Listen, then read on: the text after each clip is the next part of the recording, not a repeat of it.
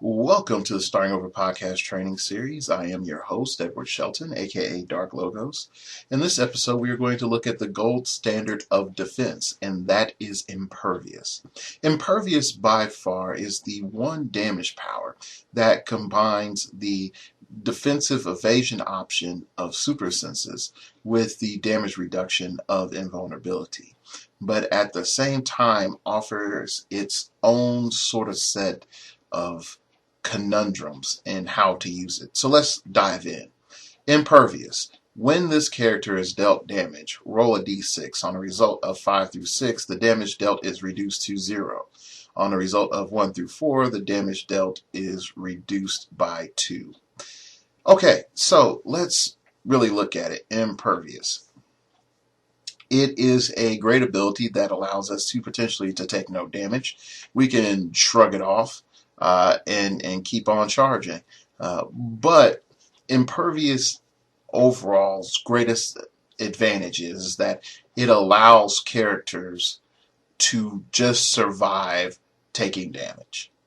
That's it. I roll Impervious, okay, nothing changes. I fail my Impervious roll, okay, I don't take as much damage. It forces your opponent to put more into damage dealt than what they would care to.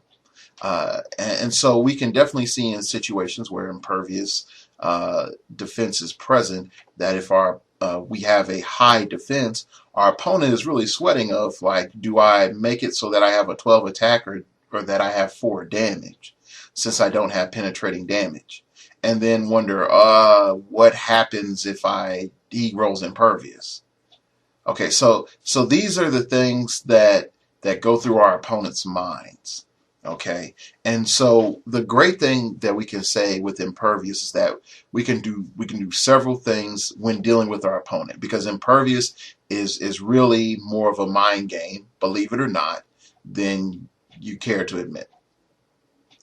The first is you have to put into your opponent is wondering, can I break Impervious? Okay. The second thing that's going through their mind is, will he take no damage? The third thing comes through their mind is, what happens if my opponent takes no damage?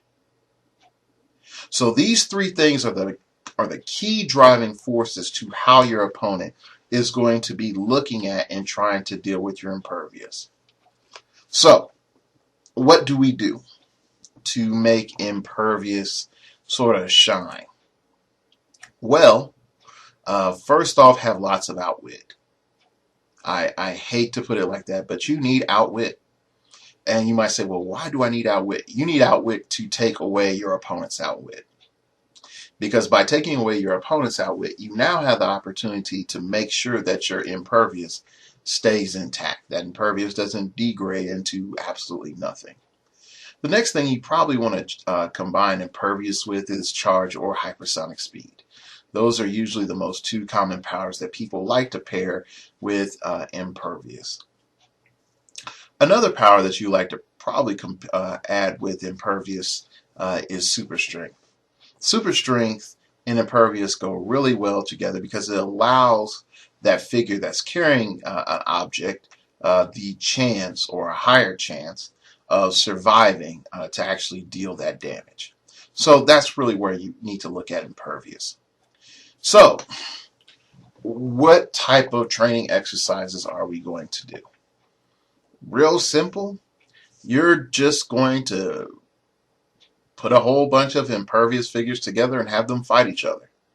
Yeah, just have a whole bunch of zero range brutes just wail on each other.